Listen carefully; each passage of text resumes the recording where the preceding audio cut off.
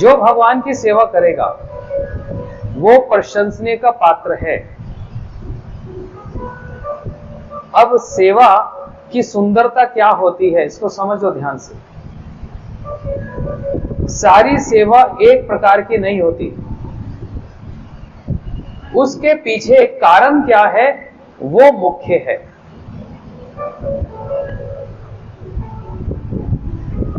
इसलिए दो शब्द कहे गए, एक होता है सेवक और एक होता है वॉलंटियर। जैसे देखो कभी कभी रविवार को बड़ी बड़ी संस्थाएं सत्संग का आयोजन करती हैं और वो कुछ वॉलंटियर आ जाते हैं, ट्रैफिक को देखने के लिए, लोगों को बिठाने के लिए। वो सेवक नहीं है। वॉलंटियर और सेवक में क्या अंतर होता है इसको समझना ध्यान से। ये बात हमारे गुरुजी शिव भक्ति विज्ञान भारती गोसाई महराज जी बतलाते थे और कुछ दिन पहले ही मैंने इसकी चर्चा भी की थी मठ में। वॉलंटियर वो होता है जो जिम्मेदारी लेकर सेवा नहीं करता। मेरा मन करेगा तो सेवा करूंगा, मन नहीं करेगा तो सेवा नहीं करूंगा, है ना। लेकिन जो सेवक होता है वो कैसी भी परिस्थिति क्यों ना हो वो अपने भगवान की सेवा नहीं छोड़ता। आप हनुमान जी को लो, कैसी भी परिस्थिति क्यों ना आए, हनुमान जी कभी भी राम जी की सेवा के बिना रह सकते हैं? कैसी भी स्थिति क्यों ना हो, अच्छी हो कि खराब हो, हनुमान जी कभी राम जी की सेवा नहीं छोड़ेंगे। क्यों? ये सेवक हैं। हम आप मंदिर में जाएंगे तब जाएंगे जब जरूरत पड़ेगी। इसलिए एक होता है वॉलंटियर और एक होता है सेवक। सेवक अपनी सेवा कभी नहीं छोड़ेगा और भगवान दोनों को एक जैसा प्रसाद नहीं देंगे। वॉलंटियर को वॉलंटियर की तरह और सेवक को अपना बनाकर रखेंगे। सेवक को तो डांट भी पड़ेगी, सेवक को तो थप्पड़ भी पड़ जाएगा, लेकिन वॉलंटियर को ना, उसको तो ऊंची आवाज में बात भी नहीं कर सकते। क्यों? जो बेचारा थोड़ी सी सेवा कर रहा है वो भी नहीं करेगा। फिर वो तो धन्य है वो स्वामी जो दास के दोषों को देखकर भी उसको क्षमा करके फिर से उसको सेवा में लगा दे। और सेवक कैसा? जो कैसी भी परिस्थिति क्यों ना हो, मारा जाए, पीटा जाए, शासन किया जाए, प्रेम किया जाए, हर स्थिति में वो अपने इष्ट को कभी छोड़ेगा नहीं। तो ना स्वामी सेवक को छोड़ता है, ना सेवक स्वामी को छोड़ता है। इसलिए ना निंदित ना प्रशंसित। निंदा तो करो ही मत, कहते हैं प्रशंसा भी मत करो भैया। जैसे कहा गया धर्म भी मत करो और अधर्म भी मत करो। ये तो बड़ी अजीब सी बात बोल दी। अधर्म मत करो ये तो बात समझ आ गई, धर्म भी मत करो ये हजम नहीं हो रहा। तो धर्म भी नहीं करो तो फिर करो क्या? तो हमारे सब वृंदावन के गुरुजन बतलाते हैं अधर्म तो करना भी नहीं और धर्म भी मत करना, तो फिर क्या करे? बोलते हैं फिर सेवा करो। ब्रजे राधा कृष्ण प्रचुर परिचर्यम ही तनुम। परिचर्या का मतलब होता है सेवा करो। तो क्या धर्म और सेवा अलग चीज है? हाँ, अलग चीज है। धर्म करोगे तो स्वर्ग की प्राप्ति होगी, सेवा करोगे तो वैकुंठ की प्राप्ति होगी। धर्म करोगे तो स्वर्ग मिलेगा, स्वर्ग मिलकर होगा क्या? थोड़े दिन मौज मस्ती बाहर और फिर वहीं से फेंक कर यहां पृथ्वी पे भेज दिया जाएगा। फिर कमाओ, फिर आ जाओ, फिर कमाओ, फिर मौज मस्ती करो, फिर फेंक दिया जाओगे। तो बार बार कमाई करो और खर्च करते रहो, इसमें क्या है? यह है धर्म का किया हुआ। लेकिन सेवा की भाषा अलग ही है। जो सेवा की भावना से करेगा उसको धर्म स्वर्ग नहीं, उसको वैकुंठ की प्राप्ति होगी। और वैकुंठ में होगा क्या? ना शोक है, ना मोह है, ना ईर्ष्या है, ना रोग है, ना मृत्यु है। सब समय वहां पर युवक अवस्था में ही सब रहते हैं, जवानी में रहते हैं। उन लोगों को पता भी नहीं कि शोक होता क्या है, उन लोगों को पता ही नहीं परेशानी होती क्या है। और हम आपसे कोई पूछे कि भैया परेशानी क्या होती है, तो पूरी लिस्ट सुना देंगे। बोलते बैठ जाओ बैठ जाओ, सुबह से रात तक भी सुनाने बैठेंगे तो हमारी परेशानियां समाप्त होने वाली है कि नहीं है? सबको है कि नहीं? इसलिए वो प्रभु जी बता रहे थे, विले बट उक्रमे विक्रमे ये न कर्ण कोटे नरस्या जीवासिदि दार्दुके वशुत ना चौपगाए उड़गाए गाथा। ये सारा दिन जीवा टर टर टर टर मेंढक की तरह करती रहती है। आप लोग कभी जंगल में गए नहीं? मैं जब अमेरिका में होता हूँ, किसी एक जगह पर जंगलों में रहता हूँ। जंगल में हमारा मंदिर है, चारों तरफ शेर भी आते हैं, हिरन भी आते हैं, सांप भी हैं। तो मैंने देखा एक दिन रात को तो भालू को देखा, वहां बड़े बड़े सांप आते हैं। जंगल है पूरा, और जंगल में मंदिर बनाया हुआ है, लेकिन आज तक कभी कोई घटना घटी नहीं। इतने खतरनाक सांप आते हैं। तो कभी देखना सांप का आकर्षण कहां होता है? अब हर जीव को भोजन चाहिए। सांप खाता है मेंढक को, लेकिन सांप को कैसे पता लग जाता है कि मेंढक कहां पर है? यदि मेंढक चुपचाप बैठकर रहेगा, सांप उसको पता नहीं लग पाएगा। और मेंढक का आदत ही है, स्वभाव ही है, सब समय टर टर टर टर करेगा ही। अपनी मृत्यु को अपने आप ही निमंत्रण देता है, आजा आजा और मेरे को खा जा। उसी प्रकार काल की गति को कोई रोक नहीं सकता, और काल को हम स्वयं निमंत्रण देते हैं, बस टर टर टर टर टर टर करते हुए।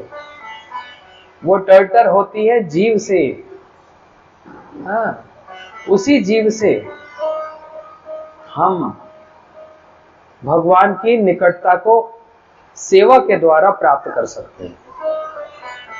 ये आंख से एक ही काम होता है देखना, कान से एक ही काम होता है सुनना, नाक से एक ही काम होता है सूंघना, लेकिन मुंह से दो काम होते हैं, खाना और बोलना, है कि नहीं? ये जीव दो काम करती है। ये जीव हिल जाए तो झगड़ा लग जाए, और ये जीव हिल जाए तो किसी का प्रेम प्राप्त कर ले, दोस्ती कर ले। सारा खेल इस जीव का ही है। और दूसरा खेल है जीव का आहार, खाना। यदि उल्टा पुल्टा खाओगे तो फिर उल्टा पुल्टा ही विचार होगा। यदि सद भोजन करोगे तो सद विचार ही रहेगा। इसलिए जीव बहुत महत्वपूर्ण है। इसी जीव से हम भगवान का नाम कर सकते हैं। जितना उठते बैठते हो सके करो ना, ये सेवा है। नाम करना सेवा है। मुंह से जो हम भगवान का प्रसाद पाते हैं वो भी सेवा है। प्रसाद सेविते है सकल प्रपंच जाए। प्रसाद को खाना नहीं कहते, ये तो हम लोग ऐसे बोल देते हैं चलती भाषा में, लेकिन वृंदावन के भक्त लोग क्या बोलते हैं? आपने प्रसाद सेवा कर ली, ये अच्छी भाषा में यही बोला जाता है। महाराज आपने प्रसाद सेवा कर ली, ये नहीं प्रसाद खा लिया, वो हम लोग बोल देते हैं चलती भाषा में। तो प्रसाद पाना भी अपने आप में सेवा है ना? इसलिए कोई यदि सेवा करता है, उसकी सेवा की प्रशंसा है, ये उसका गुण है। और दोष और गुण जब तक ये शरीर रहेगा हम सब के अंदर रहेंगे ही रहेंगे, कम या ज्यादा।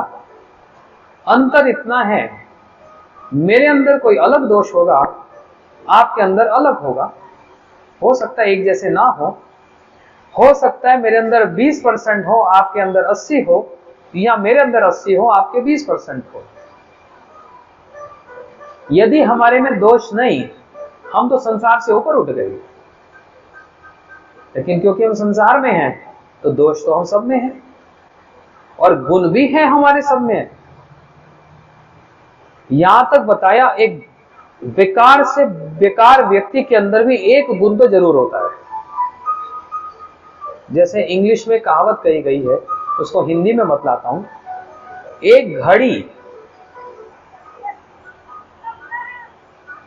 घड़ी हो, वो अगर अभी 8 बजे हैं, मान लो वो घड़ी 8 बजे रुक गई, अब वो घड़ी बेकार हो गई ना, किसी काम की नहीं। लेकिन जिसके विचार बड़ा ऊंचा होता है ना, वो रुकी हुई घड़ी में भी एक गुण देखता है। क्या गुण देखता है? ये घड़ी दिन में 2 बार सही समय देती है ना। ये घड़ी अगर रुक जाए 8 बजे तो कम से कम दिन में 2 बार ठीक समय देती है, क्योंकि सुबह भी 8 बजेंगे और रात को भी 8 बजेंगे। तो ये समझो, बात है सिर्फ विचार की। जो जितना उन्नत होगा उसका विचार भी उतना उन्नत होगा। उन्नति सेवा से और भजन से होती है, उन्नति विचारों से होगी। विचार बदलेंगे सेवा करने की भावना से, पवित्रता भी सेवा करने से होगी, और कोई उपाय नहीं है। स्नान करने से पवित्रता नहीं होती। मछली तो सारा दिन पानी में रहती है, तो वो पवित्र है, लेकिन मछली में विचार नहीं है ना। एक आम के वृक्ष की डाल पर नीचे आम लटके हुए हैं, सुंदर सुंदर सुगंधी आ रही है। उसी पे यदि गिद्ध बैठता है तो क्या देखता है? गिद्ध क्या देखेगा? वो आम के ऊपर बैठा लेकिन आम नहीं खाएगा। उसकी नजर दूर पड़ेगी, कहां पर? कहीं मरे हुए चूहा, मरा हुआ जो पशु, उस पर। उसी डाल पर यदि कौवा बैठ जाए तो वो देखेगा गंदगी कहां है। कौवा गंदगी कोई खाता है। उसी डाल पर यदि कबूतर बैठता है तो कबूतरी को देखता रहता है, और उसी डाल पर यदि तोता बैठता है तो शुक मुखात अमृत द्रव्य संयुतम पीबद भागवत रसमालयम मुहो रहो रसिका भोगी भावुका। उसी डाल पर यदि तोता बैठता है तो वो है ऐसा जो नीचे झुककर आम का स्वाद लेता है। वो आम का स्वाद लेता है। पक्षी सारे हैं, लेकिन देखो अपने अपने स्वभाव के कारण कोई पशु खाएगा, कोई गंदगी खाएगा। विचार है,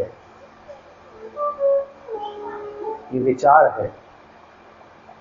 हमारे गुरुजी एक बात कहा करते थे कि भक्त बनने से पहले कोई यदि मांस मछली अंडा खाता है, उसने कथा सुनी, मन बदल गया, मांस खाना छोड़ दिया, है ना। अब भक्त बन गया, मांस अंडा सब छोड़ दिया, प्याज लहसुन भी छोड़ दिया, माला लेकर जप करने लग गया। तो हमारे गुरु महाराज जी श्री भक्ति प्रमोद पुरी गोस्वामी गुरु महाराज जी एक बात कहते थे, पहले तो पशुओं का मांस खाता था, उसको छोड़ दिया, और अब भक्त बनकर वैष्णव बनकर वैष्णव का मांस खाता है। वैष्णव का मांस खाना कैसे हो गया? बोलते सिर्फ मुंह से खाने से खाना नहीं होता,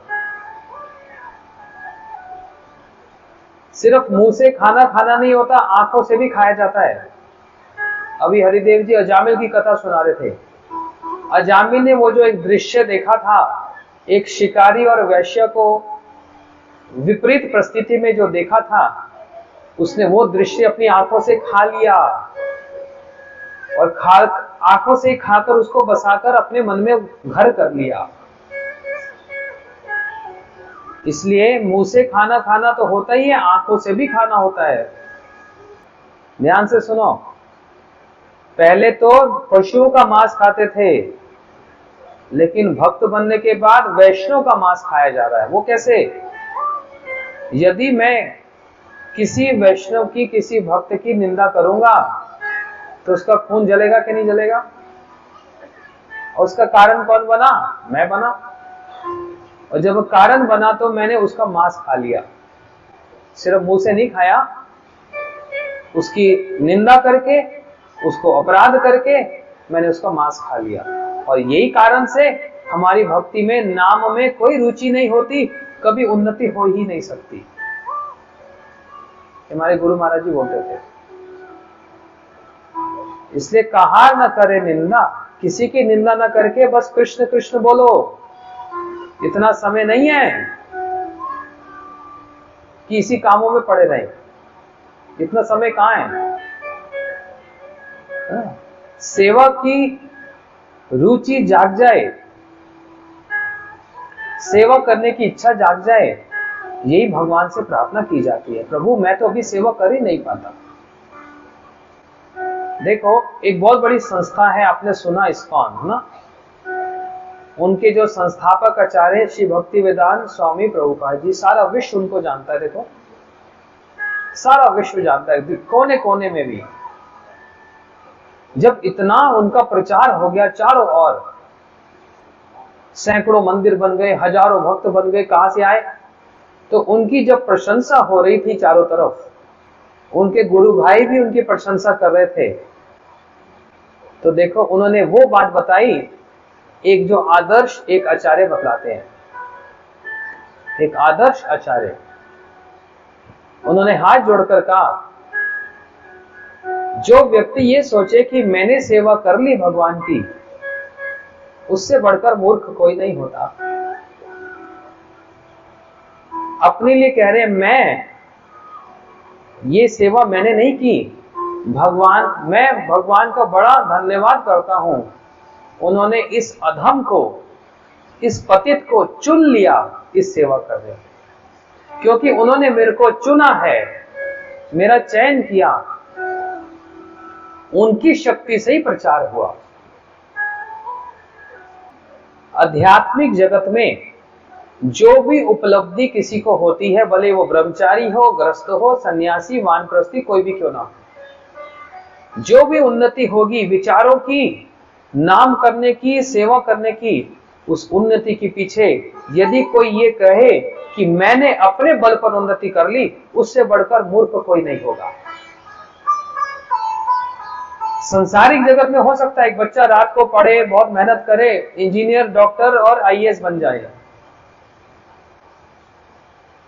लेकिन तब भी वो अगर अपने शिक्षकों को, अपने टीचरों को वो क्रेडिट नहीं देगा, तब भी वो क्या होगा? क्या शब्द होता है? हाँ? अकृतज्ञ होता है। इंग्लिश सेल्फिश नहीं बोलना चाहता था, इंग्लिश नहीं बोल रहा, अकृतज्ञ है वो, है ना? और आध्यात्मिक जगत में तो और ऊंची बात है, और ऊंची बात है। और उसमें क्या? गुरु कृपा ही केवलम। बिना गुरु की कृपा से कोई भी एक गुण ऐसा नहीं आ सकता जिससे वो भगवान की सेवा कर पाएगा। असंभव है, मुश्किल, नामुमकिन नहीं कह रहा, असंभव है। एक कृष्ण नाम भी मुंह में नहीं आएगा यदि गुरु कृपा नहीं होगी, एक नाम भी। और हम उसको कितना साधारण ले लेते हैं।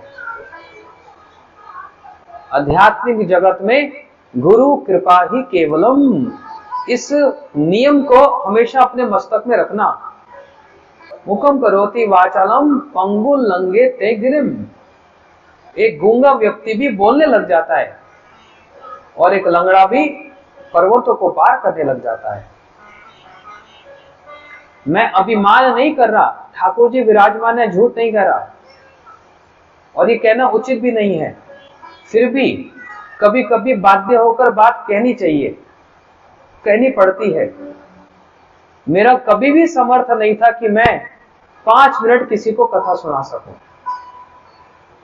मेरे को ये बात बोलते हुए लज्जा लग रही है, कोई दिखावा नहीं कर रहा, कोई समर्थ नहीं था, भाग जाता था। यदि ऐसा सहयोग मिलता था कथा बोलने का, भाग जाता था वहां से। अपनी बात स्वयं भी बता रहा हूं। बताओ, हम अपने दोष को तो छिपाते हैं ना, अपने गुणों को आगे रखते हैं। मैं तो अपनी बात स्वयं बोल रहा हूं। लेकिन जब से गुरु जी की प्राप्ति हुई, उनकी सेवा में कभी कमी नहीं छोड़ी थी। जिस प्रकार से गुरु जी सेवा चाहते थे, उस प्रकार से उनकी सेवा का प्रयास किया। सेवाओं की बहुत सारे क्षेत्र होते हैं सेवाओं के। प्रसाद बनाना भी सेवा है, प्रसाद खिलाना भी सेवा है, आयोजन करना भी सेवा है, मैनेजमेंट करना भी सेवा है, अकाउंट मेंटेन करना भी सेवा है। हर कोई एक क्षेत्र, सब क्षेत्र में सेवा होती है। लेकिन गुरुजी मेरे से क्या सेवा चाहते हैं, इसका मैंने एक साक्षात उदाहरण आपको बतला रहा हूं, है ना। और ये प्रेरणा मिलती है श्रील भक्ति विज्ञान भारती गोसाई महाराज। जैसे उन्होंने अपने जीवन के स्वयं बता रहे हैं कि मेरे को मेरे गुरुजी ने 13 साल तक सहन किया। गुरुजी चाहते थे कि मैं उनके ग्रंथों में काम करूं, और मैं उनके ग्रंथों में काम करता भी था। कब दिन हो रहा है, कब रात हो रही है, हमको होश नहीं होती थी। कब पता नहीं था। मैं बार बार बड़े लज्जा से बात को कह रहा हूं, क्योंकि इसमें ऐसा लगता है अपना दिखावापन आ रहा है। लेकिन मेरा हृदय जानता है मैं कोई दिखावा नहीं कर रहा हूं। लेकिन जो सेवा करते हैं उनको प्रोत्साहन देने के लिए, शिक्षा देने के लिए कहना पड़ता है बाध्य होकर। नारद जी अपने शिष्य वेदव्यास जी को सारी कथा सुना दी अपने जीवन की, लेकिन जहां पर अपने भजन की बात आई, नारद जी चुप हो गए, वहां आगे बोले नहीं। जब वेदव्यास जी ने प्रार्थना की कि गुरुजी मंत्र प्राप्त करके आपने फिर क्या किया, वो तो आगे बताओ, तब उन्होंने आगे बताना शुरू किया। इसलिए बात कभी किसी कारण से कही जाती है, सेवकों को, भक्तों को प्रेरणा देने के लिए, नहीं तो ये कहना उचित नहीं होता सभा में। जो भी हो, गुरुजी के उस ग्रंथ सेवा में दिन रात कब हो रहा है होश नहीं था, 10 साल तक। लेकिन कार्तिक परिक्रमा आई और उस समय हजारों लोग परिक्रमा में आते। रसोई में सेवकों की बड़ी आवश्यकता पड़ती थी। मन के मन आलूओं को छीलना है, मन के मन, तो सारे ब्रह्मचारी सब लग जाते और मैं वहां बैठकर रसोई में सहायता करता, आलू को छील रहा हूं, आलू काट रहा हूं, अमन्या कर रहा हूं। क्यों? आवश्यकता है इस समय। गुरुजी आए पीछे से और मेरे पीछे थे, मेरे को तो पता ही नहीं, और सब लोग तो बड़ी हंसी मजाक कर रहे थे। जब गुरुजी आए सब एकदम शांत हो गए। तो मैंने पूछा, भैया चुप क्यों हो गए सब लोग? हंसी मजाक तो नहीं पता था, पीछे गुरुजी खड़े हैं। तो थोड़ी सी नजर गई तो लाल कपड़ा देखा गुरुजी के सन्यासी, देखकर मैं एकदम कांप गया। सोचो गुरुजी ने क्या किया, कान पकड़कर ऐसे उठा दिया मेरे को, मानो आज कान गिर जाएगा शरीर से। ऐसे सोचो किसी को कान से उठा दिया जाए तो, और कहने लगे ये सेवा दी तुमको? आलू छीलने के लिए मेरे पास हजारों लोग हैं, मेरे ग्रंथों पे काम करने वाले इतने लोग नहीं है मेरे पास, जाओ वही काम करो। ना सिर्फ मैं, लेकिन गुरु जी के हमारे जितने सेवक हुए सभी महाराज लोग गुरु जी की बहुत सेवा की। उस कारण से क्या हुआ, आपके सामने हूं मैं। जो 5 मिनट 5 लोगों को कथा नहीं सुना सकता था, आज 5000 आ जाए हमको कोई भय नहीं होता।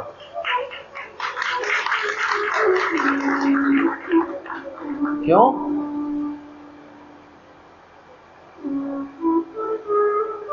बड़े लज्जा होकर कह रहा हूं बात। यदि सच्चे प्रेम से और समर्पण होकर सेवा की जाती है ना, गुरुजी और भगवान दोनों वो गुण दे देते हैं जो कि असंभव भी संभव हो जाता है। मैं 2 लोगों को आंखों में आंखें डालकर देख सकूं और कथा कह सकूं, असंभव था। लेकिन जब सच में हृदय से गुरुजी की सेवा की जाती है तो कहना नहीं पड़ता गुरुजी कृपा कर दो, कहना नहीं पड़ता हम में गुण दे दो, ये ऑटोमेटिक संचारित हो जाता है। और उस गुण को यदि हम मिस यूज करेंगे तो वो गुण अपने आप गुरुजी फिर वापस भी ले लेंगे। और उसी गुण को यदि गुरुजी की सेवा में लगा दिया जाएगा तो वो गुण बढ़ते जाएंगे, बढ़ते जाएंगे, बढ़ते जाएंगे, और वो व्यक्ति, वो शिष्य क्या हो जाएगा, गुणवान हो जाएगा। कल कथा में माधवप्रिय प्रभु बड़ी अच्छी बात कह रहे थे। हमको देखकर लोग बोलते हैं हम साधु हो गए तो साधु हो गए मतलब परफेक्ट हो गए। नहीं भाई, हम लोग अभी स्टूडेंट हैं, अभी हमारा प्रयास चल रहा है, हमारा भी साधन चल रहा है ना। परफेक्ट कौन है? हमारे गुरुदेव हैं, हमारी गुरु परंपरा है, और हम लोग स्टूडेंट हैं। अरे स्टूडेंट है, आपने कपड़े पहन रखे, साधु तिलक किया हुआ, तो भैया स्कूल में जाते हैं तो यूनिफॉर्म तो पहननी पड़ती है। तो स्कूल में जाकर यूनिफॉर्म पहन के तो पढ़ाई लिखाई तो होती है। तो हम भी अभी पढ़ लिख रहे हैं, हम लोग भी अभी सीख रहे हैं। हम लोग कोई अभिमान नहीं करते कि हमको बहुत कुछ आ गया। जिस दिन अभिमान आ गया, अपने आप ही परिस्थिति ऐसी हो जाएगी, सारी सेवाएं हमारे यहां से छीन ली जाएंगी। गुण की तो बात ही छोड़ो, सेवा भी छीन ली जाएगी। फिर नाम में मन नहीं लगेगा, सेवा में कोई उत्साह नहीं रहेगा। फिर जैसे संसार है, संसार की बातों में ही रम जाएंगे। और जबकि गुरुजी क्या करते हैं, बेटा तू संसार में रमा है, तेरे को आया मैं खींचने, तेरे को और ऊपर उठाने के लिए। तू संसार से थोड़ा ऊपर उठ जा, विचारों में उन्नति हो, नाम में हमारी रुचि हो, सेवा में हमारा उत्साह हो, लेकिन ये सारी वस्तु बिना अभिमान के हो। फिर उस समय मेरे लिए कोई ताली बजाए या ना बजाए, उससे कोई फर्क नहीं पड़ता। किसी की ताली बजाने से मैं कथा बोलना तो छोड़ूंगा नहीं, और किसी की ताली ना बजाने से भी मेरी सेवा, मेरी कथा रुकेगी नहीं। इस प्रकार सेवा करके और सेवक बनकर जो सेवा की जाएगी, उसका एक रंग ही अलग है, उसका गुण ही अलग है, उसका क्या वर्णन करें, उसकी अनुभूति ही अलग है, उसका स्वाद एक अलग है। जो कष्ट करके पाया जाता है ना, उसका मूल्य होता है। बड़े बड़े घर के लोगों को देखा, बड़े बड़े घर के अरबपति हैं, बच्चे ने जन्म लिया, बचपन में ही जन्म लेने के साथ ही अरबपति हो गया। अब उसको पता है कि कष्ट करके कमाना किसको कहा जाता है, उसको उजाड़ना पता है। लेकिन पिता और उसके दादा ने जो मेहनत करके यहां तक पहुंचा, उसको पता है क्या स्वाद है, वहां से वहां तक पहुंचने में क्या स्वाद है। हमारे गुरुजनों ने बड़ा प्रयास किया, बड़े कष्ट सहन किए। जो जितनी सेवा का भार अपने सिर पर लेता है, वही सेवक कहलाएगा। सेवक सेवा भार लेकर ही की जाती है। जैसे घर में पिता पूरे परिवार का भार सिर पे लेता है और सारा दिन काम करता है, बहुत कुछ करता है, वो अपनी जिम्मेदारी को भूल जाएगा तो वो अलग हो जाएगा। लेकिन कितनी परिश्रम करके अपनी जिम्मेदारी को संभालता है, ऐसे वो जो सेवक भी है वो भी जिम्मेदारी लेकर सेवा करता है। ये सेवा का क्रम चलता जाए, चलता जाए। देखो, सफलता मिले या ना मिले, हम उसके अधिकारी नहीं हैं। अर्जुन ने एक बात कही थी भगवान को, बहुत ध्यान से सुनना, बस 5 मिनट और। जब उन्होंने अपना धनुष रख दिया कि मैं युद्ध नहीं करना चाहता, मैं भीख मांग लूंगा, लेकिन अपने गुरुजनों को, अपने भाइयों को कैसे मारूं? भगवान ने कहा, आहा, कितनी अच्छी बात कह रहा है ना, विद्वानों वाली बात कह रहा है। क्लेब्यम मा सगमा पार्थः, क्लीब व्यक्ति की तरह बातें करता है। नानु शोचंती पंडिता, पंडित जैसी बातें करता है, लेकिन पंडित ये पंडिताई है, शोक कर रहा है उसके लिए जो शोचनीय वस्तु ही नहीं है।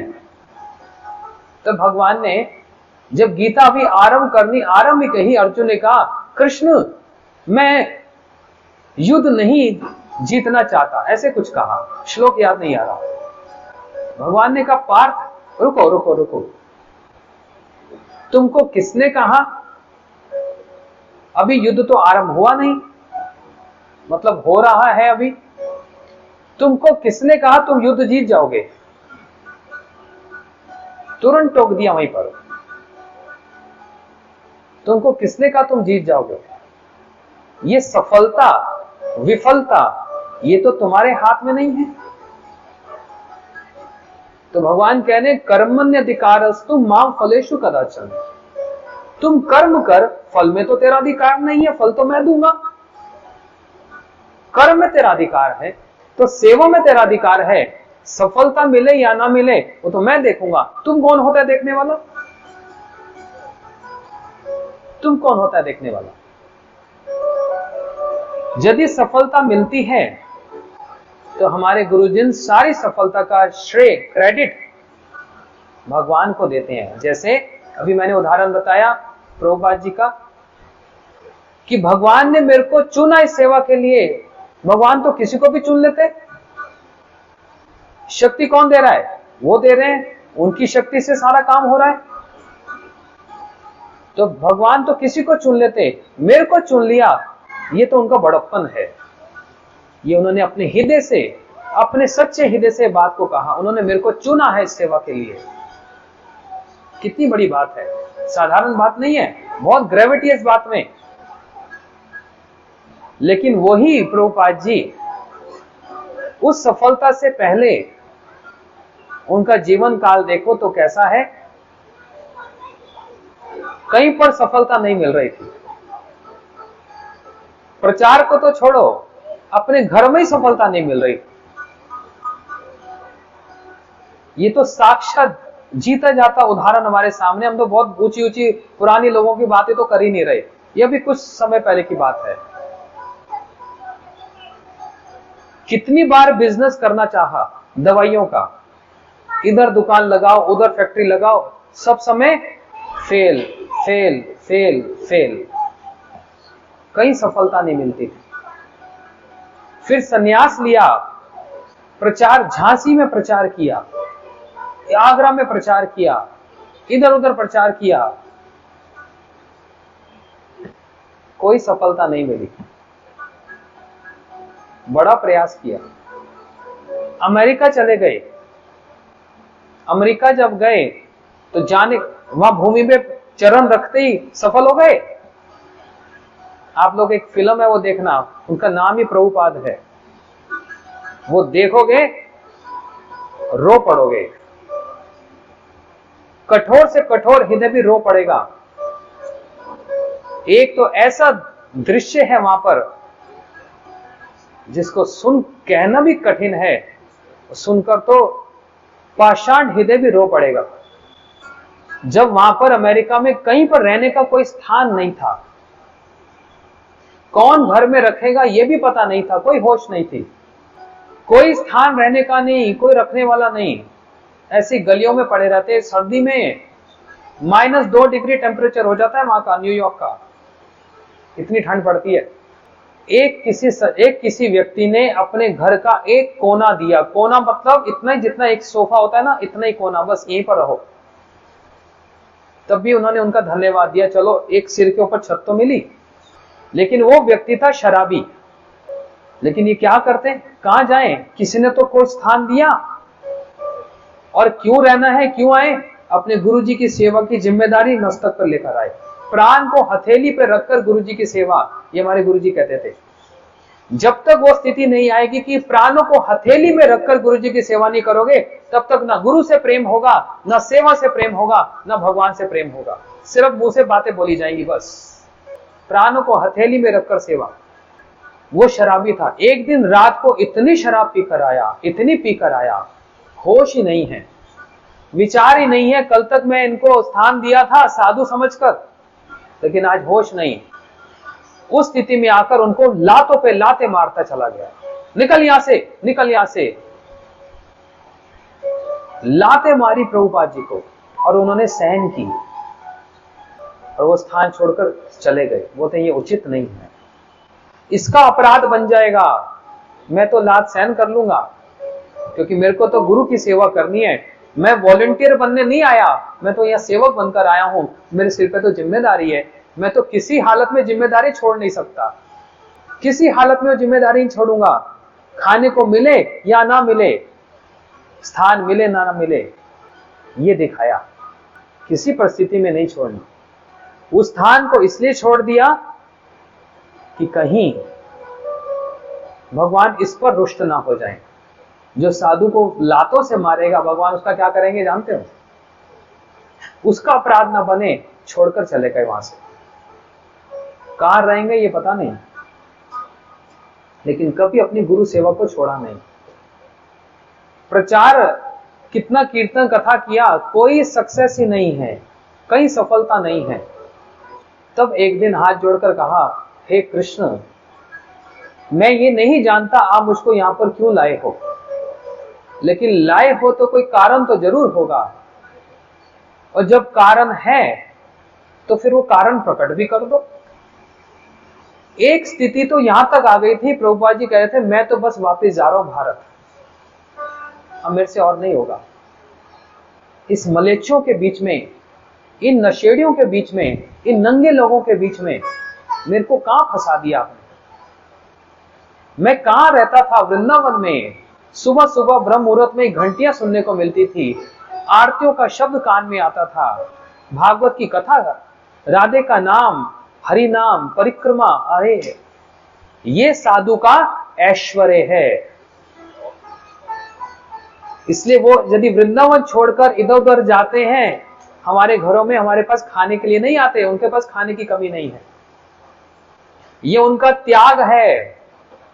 ऐसे वृंदावन की भूमि को छोड़कर, जहां पर वो परम सुखी हैं, उस अपने सुख को छोड़कर वो हमारे बीच में आकर, हम दुखियों के बीच में आकर हमको सुखी बनाने आए हैं। इससे बढ़कर त्याग संसार का कुछ नहीं है। एक खरबपति व्यक्ति अपना सब कुछ छोड़ दे, बोलते हैं त्यागी हो गया, ये कोई त्याग नहीं है। किस चीज को छोड़ा है? जो गंदी सी मरी सी जो चीज है, पैसा ही तो छोड़ा। लेकिन जिसने वृंदावन धाम छोड़ा, वो सबसे बड़ा त्यागी है।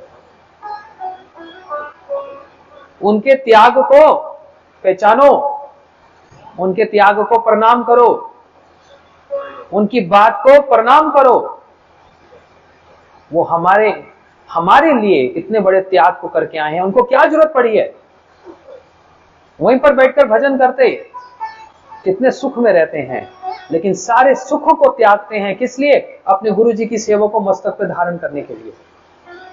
उनसे प्रेरणा मिलनी चाहिए, हमको उनसे सीखना चाहिए। सारे कष्ट सहन करेंगे, क्यों? दुखियों को सुखी बनाना है, पर दुखे दुखी। उनकी बात का मूल्य समझो। वो हमारे पास पैसा लेने नहीं आए, वो हमारे घर खाने नहीं आए हैं। वृंदावन में तो रोज भंडारे होते हैं, खाने का भी और नाम का भी और दर्शनों का भी। जहां जाओ भंडारा ही भंडारा है, कोई वहां भूखा नहीं मरता। इसलिए हमारे यहां खाने नहीं आए, हमको भगवान का नाम सुनाने आए। महद विचरणम निर्णम गृहनाम दीन चेतसम। इसलिए प्रारंभिक अवस्था में बड़ा कष्ट सहन किया है, सफलता नहीं मिली। जब बाद में सफलता मिली तो फिर सारे संसार ने उस चमत्कार को देखा। अब हम लोगों की परेशानी ये है, हम उनकी वो सफलता वाला दृश्य तो देखते हैं, लेकिन जहां पर उन्होंने परिश्रम किया और असफलता हुई वो वाला हम लोग ध्यान नहीं देते। जबकि दोनों का ही अपना एक कॉम्बिनेशन है। हमारे गुरुजी बोलते थे, जे सहे से रहे। जो सहन करना सीख गया वो ही भक्ति मार्ग में रह सकता है, जो सहन नहीं कर सकता, हाँ, भूल जाओ। इसलिए ये है सेवा की सुंदरता, ये सेवा की सुंदरता है ना, यही सेवा की प्रधानता है। और बदले में क्या मिलेगा? वो एक आरएसएस वाले मिले थे, वो सुबह शाखा वाखा लगती थी ना, वो बता रहे थे, बोलते हैं जब हम ये ज्वाइन करते हैं ना, हमको पहले सिखा दिया जाता है हमारा जीवन दूसरों की सेवा करने के लिए। ये उनकी बात कर रहा हूं। और ये भी बता दिया जाता है कि देखो सारा दिन इस प्रकार से सेवा करोगे तो आखिरी में क्या मिलेगा? जूतों का हार। अगर उसके लिए तैयार हो तो शाखा ज्वाइन कर लो, लेकिन अगर मन में इतने दृढ़ता नहीं है तो फिर भैया अभी अपना मन बना लो। इस विचार को मन में रखकर एक साधारण व्यक्ति वो साधारण सेवा के लिए आता है, और हम तो भक्त बनने चले। हम सुख को ही निमंत्रण देंगे तो हमारी और भगवान की उस प्रेम में हमने एक उपाधि को लगा दिया, एक कंडीशन को लगा दिया कि आप आप सुखी बनाओगे तो सेवा करूंगा, आप दुख दोगे तो मेरा को आपसे कोई मतलब नहीं है। क्या कर दिया हमने? अपने उस सुख में, अपने भगवान की उस सेवा में हमने एक कंडीशन लगा दी है। जबकि भगवान की जो सेवा और जो प्रेम है वो निरुपाधिक, अनकंडीशनल है, उसमें कंडीशन नहीं। जहां थोड़ी सी भी कंडीशन आती है भगवान एक पैर अपने चरण पीछे कर लेते हैं, अपने चरण को पीछे कर लेते हैं भगवान तुरंत उसी समय। तूने बेटा कंडीशन लगा दी, सुख संपत्ति घर आए, कष्ट मिटे तन का, ये तो सारे बोलते हैं आकर, तूने कौन सी बड़ी बात कर दी? तो मैं सेवा तभी करूंगा कि मेरे को सुख मिलेगा। ये भक्त स्वभाव नहीं है, ये सेवक का स्वभाव नहीं है। सेवक का स्वभाव तो ये, प्रभु आप सुख दो के दुख दो, मैं आपके चरण और आपकी सेवा कभी नहीं छोड़ूंगा। मेरे शरीर के टुकड़े टुकड़े भी हो जाएं, मैं कभी आपका नाम नहीं छोड़ूंगा, आपकी सेवा नहीं छोड़ूंगा। मेरे को सफलता मिले कि विफलता मिले, मैं अग्रसर ही रहूंगा और देखूंगा ये आप पर भी परीक्षा है, आप कब तक मेरे को असफल बनाए रखोगे, ये भी देखता हूं। ये हमेशा ये नहीं होता कि भगवान ही परीक्षा लेते हैं, भक्त भी भगवान की परीक्षा लेता है। जानते हो इस बात को? वृंदावन कौन कौन गया? अच्छा, अब हाथ नीचे करो। वृंदावन में मदन मोहन जी के मंदिर कौन कौन गया? हाँ, उन मदन मोहन जी की सेवा करते थे उनके भक्त, जिनका नाम था सनातन गोस्वामी। रोज क्या उनको भोग लगाते हैं ठाकुर जी को? रूखा सूखी एक बाटी, हाथ की बनी हुई बाटी होती है ना आटे की, ना नमक ना मिर्च ना मसाला, ऐसी हाथ प्लेट भी नहीं, हाथ में दे देते थे, लो खा लो। सुनी ना कथा? एक बार ठाकुर जी ने बोला, सनातन रूखी सूखी खिलाता है, एक दिन नमक तो दे दिया कर, कम से कम बिना नमक के तो स्वाद भी नहीं आए, है ना? तो वो भक्त क्या कह रहे हैं, इतना समय नहीं है मेरे पास, आज बोलोगे नमक चाहिए, कल बोलोगे खीर बनाओ, पीछे बोलोगे मालपुआ बनाओ, इसी के लिए बैठा हूं मैं, आपकी सेवा कब करूंगा? भगवान को सीधा मुंह पर बोल रहे नमक नहीं दूंगा। अरे नमक कोई बहुत महंगी चीज होती है? खत्म हो जाए पड़ोस से भी मांग लो, वो भी ऐसे दे देंगे, लो। और कितना चाहिए होता है? एक चुटकी भर। एक चुटकी भर नमक भी नहीं दे पा रहे। मैंने गुरुजी से पूछा, गुरुजी ये बात मेरे को हजम नहीं हो रही। डायरेक्ट पूछा मैंने गुरुजी से कि वो नमक देना तो कौन सी बड़ी बात है, कहीं से भी मांग लेते, दे देते। गुरुजी ने बोला बात नमक की नहीं है, बात है परीक्षा की। आज भक्त भगवान की परीक्षा कर रहे हैं कि इन्होंने मेरे से नमक मांगा और मैं इनको मना करता हूं, फिर देखता हूं तब भी मेरे पास रहेंगे या मेरे को छोड़कर चले जाएंगे। मैं इनकी प्रेम की परीक्षा कर रहा हूं। तो सिर्फ भगवान ही परीक्षा नहीं कर रहे हैं, भक्त भी भगवान की परीक्षा कर रहे हैं। मैं तो आपसे प्रेम करता हूं, आप करते हो कि नहीं करते मैं जरा देखो तो। लेकिन ये आप लोग घर में मत कर लेना ऐसा, आप उस स्थिति पे नहीं हो। इसलिए उन्होंने बोल दिया मैं नमक नहीं दूंगा। तो भगवान ने उनको छोड़ा, मदन मोहन जी ने बोलते ठीक है सनातन, फिर जैसे खिला दे वैसे ही खा लूंगा, फिर रुका सो के खाऊंगा, लेकिन तुमको छोड़कर जाऊंगा नहीं। ये है बड़ी बात। स्वयं भगवान कह रहे हैं तुमको मैं कैसे छोड़कर जाऊं, है ना। इसलिए हम सारे भक्तों की प्रशंसा क्या करें, उनकी प्रशंसा है उनकी सेवा की प्रशंसा। तो मैं सभी भक्तों की ओर से, हम आए हैं वृंदावन से, आप सभी भक्तों को उनकी सेवा को हम प्रणाम करते हैं।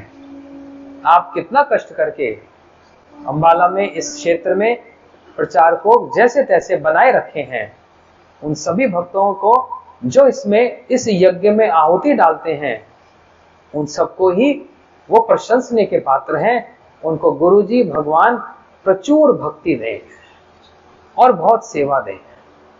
एक भक्त ने प्रश्न कर दिया, हम जो सेवा करते हैं उसका फल क्या होता है ये तो बता दो, फिर कल से हम भी करें, है ना भाई। जब तक कुछ मिले ना, अब यहां पर मैं आया, इन्होंने पहले बोल दिया रात को भंडारा है, मैं इसलिए आया, नहीं तो मैं क्यों आता। जब तक कुछ मिले ना तो आया नहीं जाता ना। आप लोग कथा सुनने आए, मैं तो भंडारा खाने आया बस।